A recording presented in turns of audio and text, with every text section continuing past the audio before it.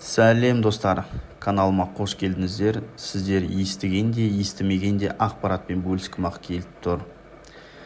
Сіздерге кішкентай ғана өтініш. Каналыма жазылып, лайк басып, қолдау көрсетіп жүрсеңіздер, нұр үстіне нұр.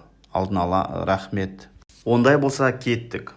Бүгін аспан әлемінің ханы, иесі, құстардың ең қорқыныштысы, қазақ халқы өте қастерлеген құстардың бірі бүркіт туралы. Бүркіт туралы видеода ақпаратта өте көп. Азулы, қырағы бүркітке кім оған қарсы келеді? Айта кететін болсақ, ең үлкен бүркіттің қанаттарының ұзындығы 2,5 метр. Бұл құстар маймыл немесе ешкі сияқты жануарларды өлтіріп, өзімен бірге ұяға алып кете алады.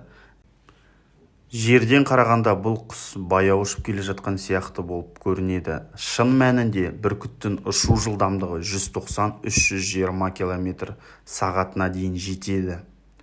Бүркіттің ұрғашысы еркектен үлкен, аққу сияқты. Бүркіттер де өзінің жұбымен өмірдің аяғына дейін болады. Ғалымдар 35 жылдан астам бірге өмір сүрген жұпты тапқан екен. Бүркіттің ұшу биіктігі 7-9 шақырымға дейін жетеді. Ұшақтардың өзі мұндай биіктікке көтеріле алмайды. Бүркіттің көзі өте керемет көреді. Ол 3 км қашықтықтағы қоянды байқай алады. Елестетесіз бе? Бұл құстар өте ақылды. Мысалға, тасбақаны жеу үшін оны үлкен биіктіктен тасқа лақтырып, сыртқы қабығын сындырады. Тасбақадан бұрын өзінен 2 есе ауыр, өзінен 2 есе үлкен және 2 есе қауіп төндіретін жануарларға да шабуы мүмкін. Солардың ішінде мысалға тау ешкілерін ол өзінің азулы тырнақтарымен қысып, тауға қарай көтеріп, лақтырып жібереді. Бүркіттің жыртқыштығына танымыз бар. Бірақ бүркіттің өзіне де қауіп төндіретін кім?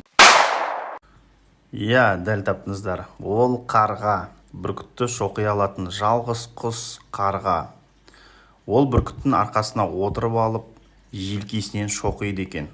Бірақ бүркіт қарғаны қанатымен сабалап, түсіруге әрекет жасап әуре болмайды. Тек биікке көтеріле береді. Биіктеген сайын ауан азаятыны белгілі. Бүркіт биіктеген сайын қарғаның әлі құрып, шоқуға шамасы келмей қалады екен. Белгілі бір биіктіктен көтерілгеннен кейін қарға өзі жерге қарай құлайды. Бұдан алатынымыз артынан ерген өсек аян мен керек емес сөздерге мән беріп құлақ асудың қажеті жоқ. Бұл таза, былай айтқанда, мотивация. Бүркіт сияқты тек қана бір мақсат қойып, алға баса беру керек. Шынында бұл жануарлардың өмірінен алатынымыз осындай бір үлкен мақсатқа жету үшін де артынан ерген сөздерге, өсек аяндарға мән бермей, тек қана тіке өзіңіздің мақсатыңызға, діттеген мақсатыңызға жету. Баршаңызға рахмет. Каналыма тіркеліп, жақындарыңызбен бөлісіп отырыңыздар. Лайк басып, комментарий жазуды ұмытпаңыздар. Алдын ала үлкен рахмет.